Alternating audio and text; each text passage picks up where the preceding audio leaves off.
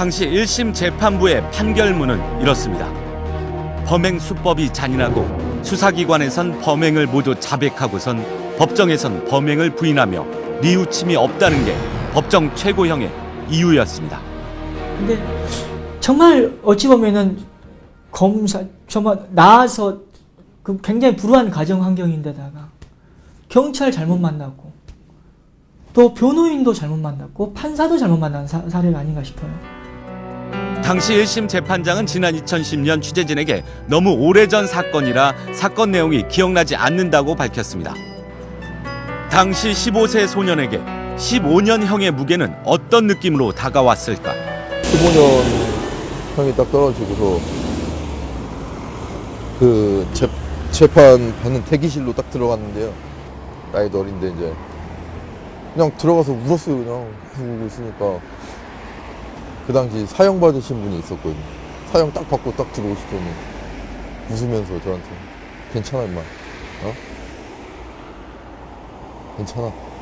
그렇게 막 위로해 주시더라고요. 그러니까 저는 그때 아무 생각도 안 났어요.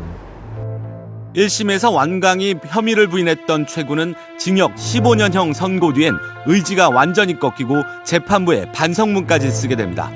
국선 변호인도 범행을 인정하자고 권유했습니다. 2심에서 그 변호사가 그때도 국선 변호인이었잖아요. 변호사가 그러더라고요. 어떻게 할 수가 없다 이거 같다가 차라리 인정을 하고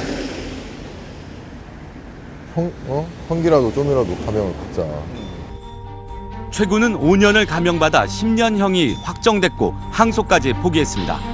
13년이 지난 지금 최군과 어머니가 걸 수 있는 마지막 희망은 재심 청구뿐입니다.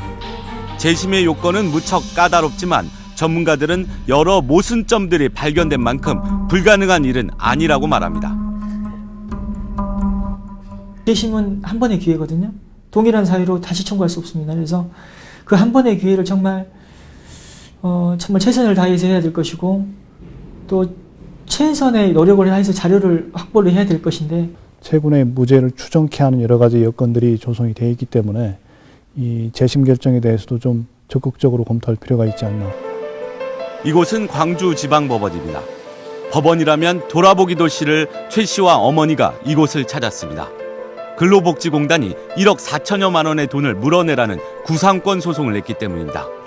공단이 숨진 택시기사 가족에게 지급한 보험금 금액은 4천만 원이었는데 13년 동안 1억 원의 이자가 붙어 갚아야 할 돈은 무려 1억 4천여만 원입니다. 최군은 10년의 옥살이의 후유증을 겨우 극복하고 있는 중입니다. 그때는 진짜 아들보다도 제가 진짜 죽고 싶은 심정이었어요.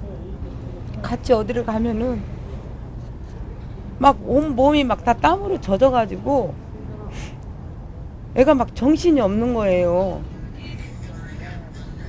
너 왜 그냐 하면은 모든 게 막 두렵고. 그런데 이어 닥친 차가운 현실에 눈물만 흐릅니다. 우리 한테 내가 죄인 같아요. 그냥 지금이 와서 지가 열심히 더 이렇게 살라고 하는 모습을 보면은 마음이 더 아픈 것 같아요.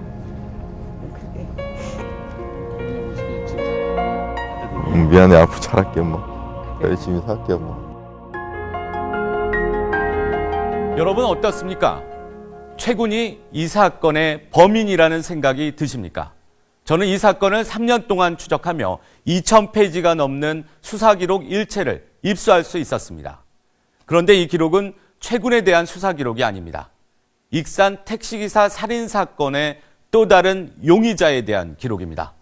이 기록에 과연 어떤 내용이 담겨 있는지 지금부터 살펴보겠습니다.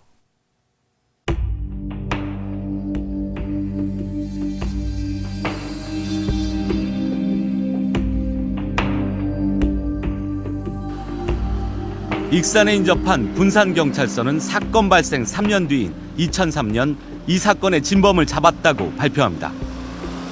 김군 그 진술이 아주 신빙성 있게 찔렀을 때 딱 소리가 어떤 그 감각이 있었다고 하지 않습니까? 첫 방에 찔릴 때, 첫 방에 이때 찔릴 때 딱딱한 것이 부딪혔다 이거요. 그걸 어떻게 안 찔러본 사람이 어떻게 할 거요? 그러나 이미 최 군이 확